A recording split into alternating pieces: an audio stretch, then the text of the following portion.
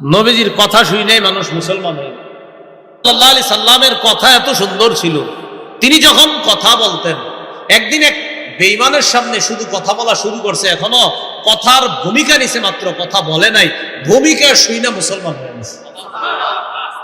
হাদিসটা বলবো নি, সবাই শোনেন মন দিয়ে। মুসলিম শরীফের 868 নম্বর হাদিস। আমাদের মাদ্রাসার পাঠ্যপুস্তক অনুসারে মোট হাদিস সংখ্যা হবে 3033টা। এই হাদিসের মধ্যে আসছে এক ব্যক্তি, তার নাম জিমাদ, দব মিম আলিফ দাল, তার নাম জিমাদ। এই জিমাদ কি করতো? কানা ইস্তারকি মিন হাদিহি রিহ, বান বাতাস লাগলে ঝাড়ফুঁক দিত। বান বাতাস বুঝেননি? ওই আমরা বলি না অনেক সময়, তোর গায়ে বাতাস লাগছে, হুজুরের কাছে যা, এটারে কয় বান বাতাস। তো জিমাদ নামে এক ব্যক্তি কারো গায়ে বান বাতাস লাগলে ফু দিত। তিনি মক্কা আসছে। মক্কা আসার পর তো মক্কার জনগণ তার আশেপাশে গেছে। যাওয়ার পর কয়, জিমাদ আপনি তো বান বাতাস লাগলে ফু দেন, আপনার গুরুত্বপূর্ণ একটা ব্যক্তির ব্যাপারে বলবো, ওই ব্যক্তির সমস্যাটা বেশি মারাত্মক, তো তারে যদি আপনি দেখেন তারে একটু ফু দিবেন। ওয়াসামিআ মিন সুফাহাই আহলি মক্কা ইয়াকুলুনা ইন্না মুহাম্মাদান মাজনুন। মক্কার নির্বুদ্রা বলল, জিমাদ আমাদের মক্কা একটা ব্যক্তি আছে, তার নাম মুহাম্মদ, লোকটা পাগল। জোরে বলেন নাউজুবিল্লাহ। তুমি যদি লোকটাকে পাও তারে একটু ফু দিয়ে দিও, ওনারে পাইলে একটা ফু দিও, কারণ সমস্যা তো, ফু দিও যাতে ভালো হয়ে যায়। জিমাদ কি কয়? লাউ রাআইতু হাদার রাজুল লাআল্লাল্লাহা ইয়াশফিহি আলা ইয়াদাইয়া।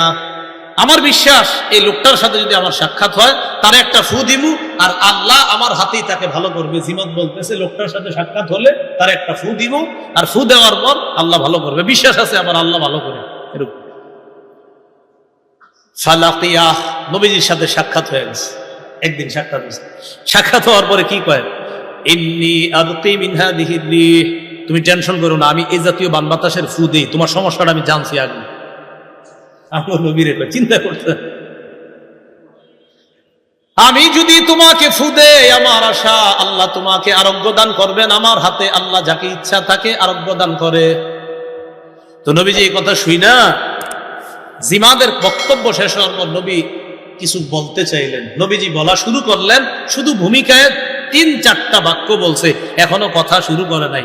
ভূমিকাটা কি? মন দিয়ে শুনুন। ইন্নাল হামদালিল্লাহ, সমস্ত প্রশংসা আল্লাহর। সুবহানাল্লাহ, এটা বলেন। নাহমাদুহু ওয়া নাস্তাঈনু, বক্তারা শুরু করে কেমনে? হ্যাঁ, বক্তা সাহেবরা যেটা দিয়ে শুরু করে, খতিব ওয়াজরা, এটা আমার নবীর মুখ থেকে বানানো সুন্দর খুতবা। নবীজি বললেন, নাহমাদুহু ওয়া নাস্তাঈনু, আমরা আল্লাহর প্রশংসা করি, আল্লাহর কাছে আমরা ক্ষমা প্রার্থনা করি।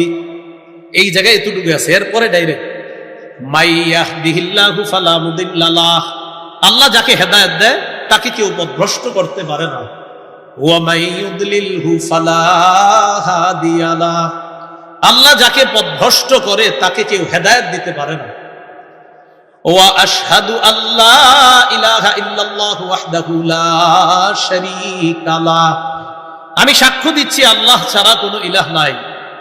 ওয়া আশহাদু আন্না মুহাম্মাদান আবদুহু ওয়া রাসূলুহু, আমি সাক্ষ্য দিচ্ছি মুহাম্মদ সাল্লাল্লাহু আলাইহি সাল্লাম আল্লাহর বান্দা এবং শেষ রাসূল। জোরে বলেন শেষ রাসূল। বলেন, এখন থেকে সবাই এমনি বলবেন, বলবেন শেষ রাসূল। কি বলবেন? এটা স্লোগান আরো বাড়াইতে হবে। কি রাসূল? এটা দিয়ে ধোকা দেয় একদল আমাদের। তাদের অফিসের সামনে লেখা লা ইলাহা ইল্লাল্লাহু মুহাম্মাদুর রাসূলুল্লাহ। তো জিজ্ঞাসা করবেন, ভাই কালিমা যে লিখে রাখছেন অর্থ কি? তো বলবে, আল্লাহ ছাড়া কোনো ইলাহ নাই, মুহাম্মদ সাল্লাল্লাহু আলাইহি সাল্লাম আল্লাহ রাসূল। আরে ঘটনা কি? তারা তো নবীরে নবীও মানে। আচ্ছা, আমাদের দেশে উলামায়ে কেরাম কাফের বলে কেন তাদেরকে? নবীরে নবীও মানে, আবার বলতেছে আল্লাহ ছাড়া কোনো ইলাহ নাই। এরপর জিজ্ঞাসা করবেন, নবীরে নবী মানেন? বলবে হ্যাঁ। বলবেন শেষ নবী মানেননি? বলবে ব্যাখ্যা। আমাদের নবীকে নবী মানে, শেষ নবী মানে না। তাই সূরা আহজাবের 40 নম্বর আয়াত অস্বীকার করার কারণে তারা কাফের। শেষ নবী মানে না। সূরা আহজাবের 40 নম্বর আয়াত, ওয়ালাকির রাসূলুল্লাহ ওয়া খাতামান নবিয়্যিন, মুহাম্মদ সাল্লাল্লাহু আলাইহি সাল্লাম আল্লাহর রাসূল এবং শেষ নবী। এই খাতামান নবিয়্যিন আয়াতের ব্যাখ্যা ইমাম গাযালি বলেন, মুহাম্মদ সাল্লাল্লাহু আলাইহি সাল্লামের পরে আর কোনো নবী নাই। এই আয়াতে ব্যাখ্যার কোনো সুযোগ নেই। এই আয়াতে কি নাই? ব্যাখ্যার কোনো। সহিহ বুখারীর বর্ণনা 3535 নম্বর হাদিসের বর্ণনা, রাসূলুল্লাহ সাল্লাল্লাহু আলাইহি ওয়াসাল্লাম বলেন, জিমাদের কথাটা ভুলে যায় না, ওই যে ঝাড়ফুঁক করতে আসছে, এ রাইখেন, ওখানে আসতেছি আবার আমরা।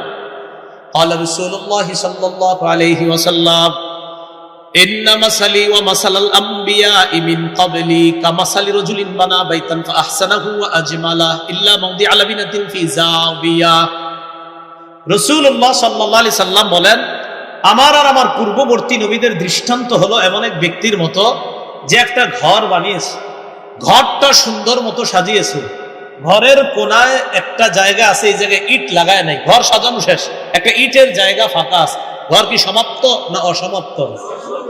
فجعل الناس يطوفون به ويعجبون له ويقولون هل وضعت هذه اللبنة। সবাই ঘরটাকে দেখতে যায়, ঘরের চারপাশে ঘুরে সবাই আশ্চর্য হয়, এত সুন্দর একটা ঘর। কিন্তু এর চেয়ে বেশি আশ্চর্য হয়, ওলামা হযরতরা বলা দরকার নেই, আপনারাই বলেন কেন বেশি আশ্চর্য হয়? হ্যাঁ, ইটটা কেন লাগায়নি? যে এত সুন্দর একটা ঘর, ইটটা কেন লাগানো হলো না? তো সবাই বলা বলি করতে লাগে, আল্লাহ উদিআত হাযিহিল লাবিনা, আচ্ছা এই ইটটা কেন লাগানো হলো না? নবীজি বলেন, আনা তিলকাল লাবিনা, শোনো তোমরা, আমি হলাম সেই ইট, আমার মাধ্যমে এই ইটের জায়গা আল্লাহ পূর্ণ করে এই ঘরের সৌন্দর্যের সমাপ্ত আল্লাহ করে দিয়েছেন।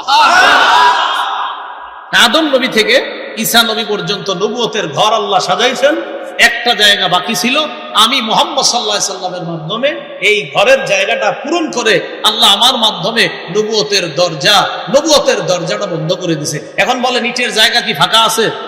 তো এতজন নবী দাবি করছে, এবারে কই রাখবেন? 19 জন দাবি করছে এই পর্যন্ত, এর মধ্যে মহামান্য 2 জন মহিলা আছে। মহামান্য 2 জন কি আছে? আশ্চর্যের বিকল, মানে মহিলা বা আমি নবী, এটা কোনো কথা? রাসূলুল্লাহ সাল্লাল্লাহু আলাইহি সাল্লাম বললেন, তিরমিজি শরীফের 2272 নম্বর হাদিস, নবীজি সাল্লাল্লাহু আলাইহি সাল্লাম বলেন, আলা শোনো তোমরা, ইন্নান নুবুওয়াতা ওয়ার রিসালাতা ক্বাদিন ক্বাতাআত, শোনো নবুয়ত আর রিসালাতের ধারাবাহিকতা শেষ, ফালা রাসূলা বাদি ওয়ালা নাবিয়্যা, আমার পরে আর কোনো রাসূল নাই, আমার পরে আর কোনো নবী নাই। তাহলে বলেন আমাদের নবী, উনি কি নবী না শেষ নবী? এখন থেকে বাচ্চাদেরকে এইভাবে অর্থ শিখাবো যে মুহাম্মদ সাল্লাল্লাহু আলাইহি ওয়াসাল্লাম আল্লাহর বান্দা, শেষ নবী। কারণ আমগো নবীরে নবী মানে, অসংখ্য অগণিত ভণ্ড নবুয়ত দাবিদাররাও আমগো নবীরে নবী মানে, কিন্তু শেষ নবী মানে। কোথায় আছি বলেন? ওই যে জিমাত ঝাড়ফুঁক করতে আসছে, তো বলতেছে নবীজি সাল্লাল্লাহু আলাইহি সাল্লাম, ওয়া আশহাদু আন্না মুহাম্মাদান আবদুহু ওয়া রাসূলুহু, মুহাম্মদ সাল্লাল্লাহু আলাইহি সাল্লাম আল্লাহর বান্দা এবং শেষ নবী, শেষ রাসূল, এই সাক্ষ্য দিচ্ছে। আম্মা বা'দু, নবীজি বললেন আম্মা বা'দু, মানে আমি এখন আমার বক্তব্য শুরু করব। তাহলে নবী এখনো বক্তব্য শুরু করে নাই, শুধু খুতবা দিয়েছে। নবীজির আরবি ভাষাগত এত সুন্দরভাবে ভাষাগত জ্ঞান আল্লাহ তাকে দান করেছিলেন। নবীজির আরবি ভাষার শৈলী, নিপুণ সৌন্দর্যতা, আরবি ভাষার ব্যাকরণগত অবস্থা দেখে জিমাত বলতেছে, একটু থামো, আইদ আলাইয়া কালিমাতিকা হাউলা, তুমি যা বললা এতক্ষণ, এগুলো আবার একটু বলো তো। কথা শুনে না, খালি এগুলাই বলো। ফাআআদাহুন্না আলাইহি সালাসা মাররাত, নবী আবার 3 বার শোনাইছে। কয়বার? 3 বার। জিমাত কি বলে দেখেন, লাকাদ বালাগনা নাউসাল বাহরি, নাউস মানে গভীর, বাহরুন মানে সমুদ্র।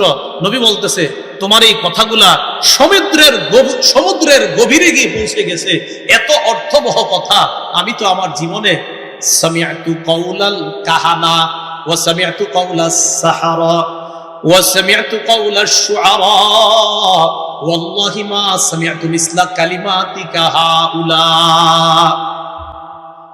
জিমাত বলতেছে আমি জাদুঘরের কথা শুনছি, আমি গণকের কথা শুনছি, আমি কবিদের কথা শুনছি, আল্লাহর কসম তোমার মতো এত সুন্দর কথা আমার জীবনে আমি কখনো শুনিনি। হাতিয়াদাকা উবাইকা আলাল ইসলাম, হাতটা বাড়ায় দাও, এই মুহূর্তে ইসলামের উপর বায়াত হয়ে মুসলমান হয়ে গেছে। নবীজির কথা শুনে মানুষ মুসলমান হয়ে। তো আমাদের কথাগুলা যেন এমন না হয় যে আমরা কাউকে অবজ্ঞা করছি, বিষয়টা যেন এমন না হয়। লোকমান হাকিম তার সন্তানকে বলতেছে, মনে আছে, ওয়ালা তুসাইর খাদ্দাকা লিন্নাস, তুমি মানুষকে অহংকার বশত অবজ্ঞা করবা না। ওয়ালা তামশি ফিল আরদি মারহা, তুমি রাস্তায় দম্ভ ভরে চলবা না, অহংকার প্রদর্শন করে চলবা না।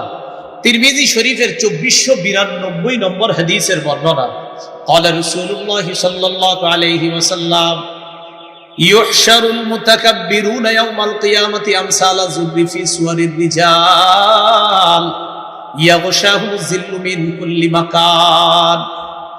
রাসূলুল্লাহ সাল্লাল্লাহু আলাইহি সাল্লাম বলেন, কিয়ামতের ময়দানে অহংকারীদেরকে মানুষের আকৃতিতে পিঁপড়ার মতো উপস্থিত করা হবে। অহংকারীদেরকে মানুষের আকৃতিতে পিঁপড়ার মতো উপস্থিত করা হবে, মানে এদেরকে দেখতে পিঁপড়ার মতো মনে হবে, কিন্তু মানুষ। অর্থাৎ দুনিয়াতে অহংকার করছে, তো তুমি তো অনেক বড় ছিল দুনিয়াতে, তো দেখি এখন যে তুমি এরকম পিঁপড়ার মতো অহংকার দেখাও কিয়ামতের মাঠে। সূরা লোকমানের 13 নম্বর আয়াতে কারিমা তেলাওয়াত করলাম। এই আয়াতে আল্লাহ পাক রব্বুল আলামিন বাবা আর সন্তানের আলোচনা করেছেন। একজন বাবা তার সন্তানকে শিক্ষা দীক্ষা কিভাবে দিবেন এই বিষয়ে আল্লাহ আলোচনা করেছেন। একটা পরিবার, স্বামী স্ত্রী এবং সন্তান, তাদেরকে নিয়ে একটা পরিবারের সূচনা হয়। সূরা নিসার 1 নম্বর আয়াতে আল্লাহ বলেন, ইয়া আইয়ুহান নাসুত্তাকু রাব্বাকুম, হে মানুষ তোমরা তোমাদের রবকে ভয় করো। আল্লাযী খালাকাকুম মিন নাফসিন ওয়াহিদা, যিনি তোমাদেরকে এক আত্মা, এক নফস থেকে বানিয়েছেন, আদম আলাইহিস সালাতু ওয়াস সালাম থেকে। আল্লাহ নিজেই ব্যাখ্যা করে দেন, ওয়া খালাকা মিনহা যাওজাহা, আদম থেকে বানাইছেন তার বিবি হাওয়াকে। ওয়া বাসসা মিনহুমা রিজালান কাসীরান ওয়া নিসাআ, আদম এবং হাওয়া তাদের উভয়ের মাধ্যমে অসংখ্য অগণিত নারী পুরুষ পৃথিবীতে আল্লাহ ছড়িয়ে দিয়েছেন। সূরা নাহলের 72 নম্বর আয়াতে আল্লাহ বলেন, ওয়াল্লাহু জাআলা লাকুম মিন আনফুসিকুম আজওয়াজা, আল্লাহ তোমাদের থেকে বানিয়েছেন তোমাদের বিবিদেরকে। ওয়া জাআলা লাকুম মিন আজওয়াজিকুম বানিনা, তোমাদের বিবিদেরকে বানিয়েছেন তোমাদের সন্তানদেরকে। তাহলে তোমাদের থেকে বানিয়েছেন বিবিদেরকে, আর তোমাদের বিবিদের থেকে তোমাদের সন্তান। ওয়া হাফাদা, সন্তান থেকে নাতি নাতনি। এইভাবে আল্লাহ একটা পরিবারের সুন্দর বর্ণনা কোরআনের মধ্যে দিয়ে দিলেন। সূরা রুমের 21 নম্বর আয়াতে আল্লাহ বলেন, ওয়া মিন আয়াতিহি আন খালাকা লাকুম মিন আনফুসিকুম আজওয়াজাল লিতাসকুনু ইলাইহা, আল্লাহ নিদর্শনাবলীর মধ্যে এটা একটা নিদর্শন, তিনি তোমাদের থেকে তোমাদের বিবিদেরকে সৃষ্টি করেছেন। ওয়া জাআলা বাইনাকুম মাওয়াদ্দাতা ওয়া রাহমা, তিনি তোমাদের মাঝে ভালোবাসা এবং স্নেহ, মায়া, মমতা সৃষ্টি করে দিয়েছেন। তো এইভাবে একটা পরিবারের সূচনা হয়। আল্লাহ খুব সুন্দরভাবে কোরআনের মধ্যে আলোচনা করবেন। বাবা তার সন্তানদেরকে আল্লাহর কাছে নত হওয়ার শিক্ষা দিবে, নিজেরাও ওই পথে চলবে, সন্তানদেরকেও বলবে। সূরা বাকারার 131, 132 এই 2 আয়াতে আল্লাহ বলেন, ইয ক্বালা লাহু রাব্বুহু আসলিম, ইব্রাহিম নবীর রব যখন তাকে বললেন আপনি আসলিম, আত্মসমর্পণ করেন, ইব্রাহিম নবী বললেন, ক্বালা আসলামতু লিরাব্বিল আলামিন, আমি বিশ্ব জগতের রবের কাছে আত্মসমর্পণ করলাম, নত হয়ে গেলাম, আমার মাথাটা ঝুঁকিয়ে দিলাম। এটা বাবার কাজ। বাবা ইসলামের কথা আল্লাহকে এইভাবে বলতেছে যে আমি রবের সামনে নত হলাম। এবার বাবা সন্তানকে কি বলবে?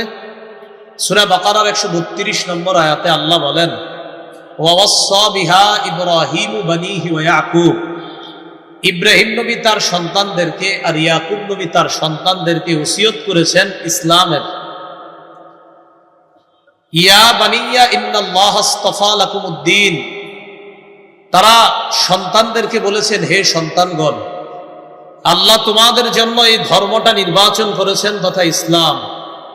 ফালা তামুতুন্না ইল্লা ওয়া আনতুম মুসলিমুন, তোমরা মুসলমান না হয়ে মরবা না। তাহলে বাবাও ইসলামের পথে চলবে, সন্তানকেও বলবে তুমি মুসলমান না হয়ে মরবা না, তুমিও ইসলামের পথে চলবা। এই আয়াত দ্বারা বোঝা যায় কোন নবী তার সন্তানকে অন্য কোন ধর্ম গ্রহণের কথা বলেন নাই, সবাই ইসলামের কথাই বলেছেন। আল্লাহ পাক রব্বুল আলামিন বলেন, আম তাকুলুনা ইন্না ইব্রাহিমা ওয়া ইসমাঈলা ওয়া ইসহাকা ওয়া ইয়াকুবা ওয়াল আসবাত কানু হুদান আও নাসারা, আল্লাহ বলেন তোমরা কি এই কথা বলো, ইব্রাহিম, ইসমাইল, ইসহাক, ইয়াকুব এবং তার সন্তানরা এরা ইহুদি ছিল, তোমরা কি এমন কথা বলো যে ইব্রাহিম, ইসমাইল, ইসহাক, ইয়াকুব আর তার সন্তানরা তারা ইহুদি অথবা খ্রিস্টান ছিল, এমন কথা কি তোমরা বলো? সূরা বাকারা 140 নম্বর আয়াতে আল্লাহ বলেন, নবী আপনি বলেন, কুল আনতুম আ'লামু আমিল্লাহ, আপনি বলেন তোমরা কি বেশি জানো না আল্লাহ বেশি জানে?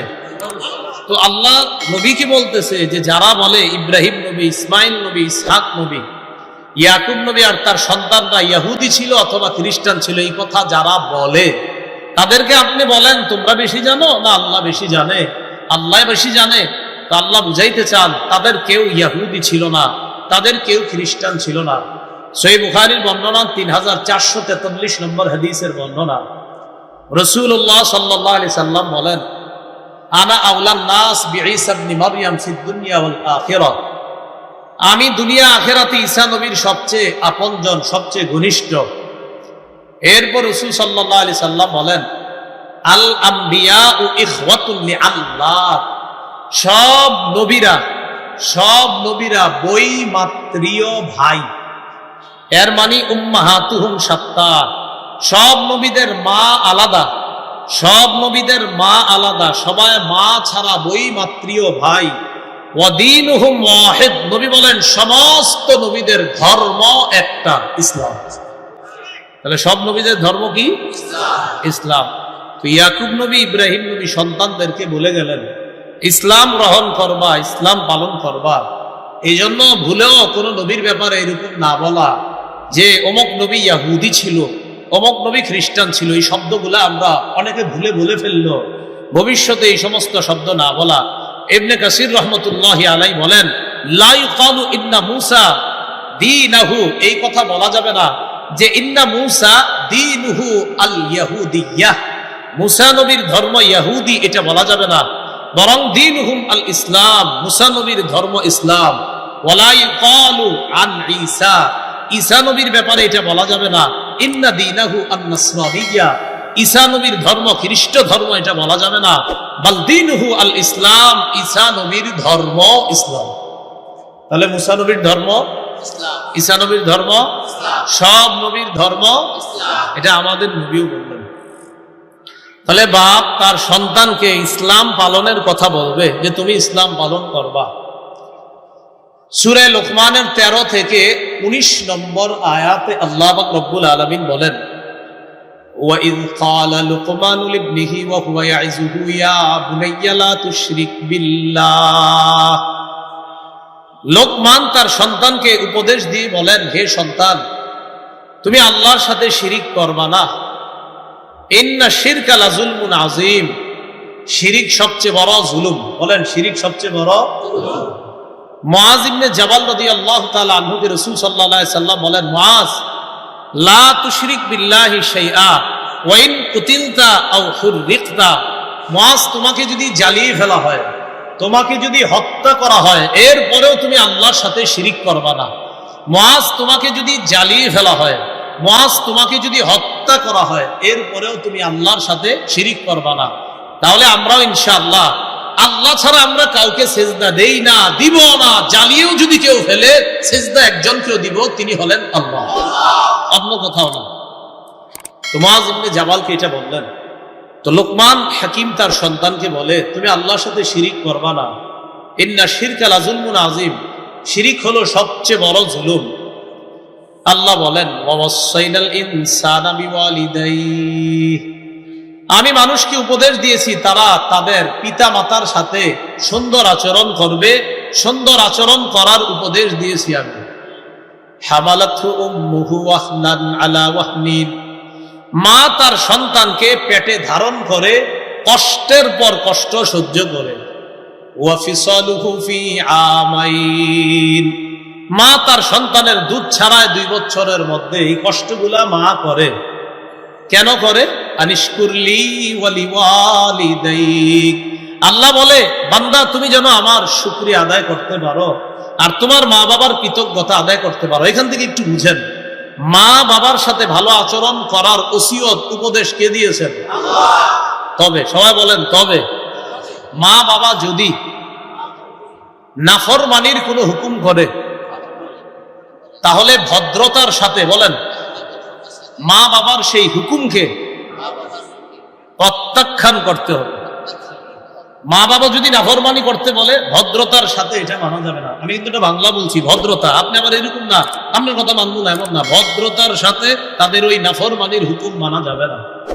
আল্লাহ বলেন وَإِنْ جَاهَدَاكَ عَلَىٰ أَن تُشْرِكَ بِي مَا لَيْسَ لَكَ بِهِ عِلْمٌ فَلَا تُطِعْهُمَا। তোমার মা বাবা যদি তোমাকে বাধ্য করে আমার সাথে শিরিক করার জন্য, কারো বাবা যদি বলে আমিও অমুক জায়গায় সেজদা দিই, তুইও সেজদা দিবি, কারো মা যদি তার সন্তানকে বলে আমি বছরে একবার অমুক এলাকায় যাই, যাওয়ার পরে আমি অমুককে সেজদা দিই, তুই সেজদা দিবি, এক্ষেত্রে ভদ্রতার সাথে ওই সন্তান তার মাকে বলবে আম্মা আমি এই হুকুমটা পালন করতে পারবো না, আব্বা এটা আমি পালন করতে পারবো না, এটা ভদ্রতার সাথে বলবে। ওয়াসাহিবহুমা ফিদ দুনিয়া মা'রুফা। আল্লাহ বলেন মা বাবা যতদিন দুনিয়াতে জীবিত থাকবে ততদিন তাদের সাথে ভালো আচরণ করবা, সুন্দর আচরণ করবা। মা বাবা যদি নাফরমান হয়, মা বাবা যদি মুশরিক হয়, মা বাবা যদি অমুসলিম হয়, তাও তাদের সাথে সুন্দর আচরণ করতে হবে আপনার। হ্যাঁ, তাদের নাফরমানির কোন হুকুম ভদ্রতার সাথে প্রত্যাখ্যান করতে হবে। কি কথা বুঝছেন? তাদের সাথে কিন্তু বেয়াদবি করা যাবে না, নাফরমান হলেও তারা। আল্লাহ এই কথাগুলা বোঝার তৌফিক দান করেন। আমিন। এরপরে আল্লাহ বলেন ওয়াত্তাবি' সাবিলা মান আনাবা ইলাইয়া। তুমি ওই ব্যক্তির রাস্তা অনুসরণ করো যে ব্যক্তি আমার দিকে ঝুঁকে, আমার দিকে বারবার ফিরে আসে। সুম্মা ইলাইয়া মারজিউকুম ফাউনাব্বিউকুম বিমা কুনতুম তা'মালুন। এরপর তোমাদেরকে আমার কাছে ফিরিয়ে আনা হবে, এরপর আমি তোমাদেরকে তোমাদের কর্ম সম্পর্কে জানিয়ে দিব, অবহিত করব। আল্লাহ পাক রব্বুল আলামিন এরপর লোকমান হাকিম তার সন্তানের আরো কিছু উপদেশের কথা বলতেছেন। ইয়া বুনাইয়া ইন্নাহা ইন তাকুম মিসকালা হাববাতিন মিন খারদাল ফাতাকুন ফি সাখরাতিন আও ফিস সামাওয়াতি আও ফিল আরদি ইয়াতি বিহাল্লাহ। লোকমান হাকিম তার সন্তানকে বলে, সন্তান, কোন বস্তু যদি পাথরের মধ্যে থাকে, আও ফিস সামাওয়াত আসমানের মধ্যে থাকে, আও ফিল আর জমিনের মধ্যে থাকে, কোন পাথরের মধ্যে যদি থাকে, আসমানের মধ্যে যদি থাকে, জমিনের মধ্যে থাকে, ইয়াতি বিহাল্লাহ, কিয়ামতের ময়দানে ওই বস্তুটা আল্লাহ কিয়ামতের ময়দানে উপস্থিত করবেন। আকাশে যদি থাকে, জমিনের মধ্যে যদি থাকে, পাথরের মধ্যেও যদি থাকে, এই সামান্য সরিষার দানা পরিমাণ বস্তুটাও কিয়ামতের ময়দানে আল্লাহ উপস্থিত করে দেখায় দিবেন, এটা তুমি করেছিল না, এটা আল্লাহ দেখায় দিবেন। ইন্নাল্লাহা লাতীফুন খবীর। আল্লাহ সূক্ষ্ম বিষয়ে সব খবর রাখেন। খবীরুন, আল্লাহ সব বিষয়ে সম্যক অবগত। এরপরে আল্লাহ বলেন, লোকমান হাকিম তার সন্তানকে বলছে, ইয়া বুনাইয়া আকিমিস সালাহ, সন্তান তুমি নামাজ কায়েম করো। ওয়া'মুর বিল মা'রুফ, নেক কাজের আদেশ করো। ওয়ানহা আনিল মুনকার, অসৎ কাজ থেকে নিষেধ করো। ওয়াসবির আলা মা আসাবাক, তোমার উপর যদি কোনো বিপদ আসে এই বিপদে তুমি ধৈর্য ধারণ করো। এই বিপদে তুমি কি করো? ধৈর্য ধারণ করো। এই উপদেশগুলা দিলেন। এর পরের উপদেশগুলা খুব গুরুত্বপূর্ণ উপদেশ। কি বলে দেখেন, ওয়ালা তুসাইর খাদ্দাকা লিন্নাস, তুমি অবজ্ঞা ভরে, তুমি অহংকার বশত কাউকে অবজ্ঞা করবা না। আমার সাথে একজন বসেন, একজন বসেন, ধর্মী আপনি কি অহংকার বশত অবজ্ঞা না করা। ধর্মী আপনি কি, আপনি চিনিয়ে, অহংকার বশত অবজ্ঞা না করা। ওয়ালা তুসাইর খাদ্দাকা লিন্নাস, অহংকার বশত কাউকে তুমি অবজ্ঞা করবা না। বর্তমানে আমাদের অবস্থা তো এমন, আমাদের কথা শুনলে ইসলাম গ্রহণ করা দূরের কথা, উল্টা মানুষ চিন্তিত হয়ে যায় যে এর কথা এরকম কেন।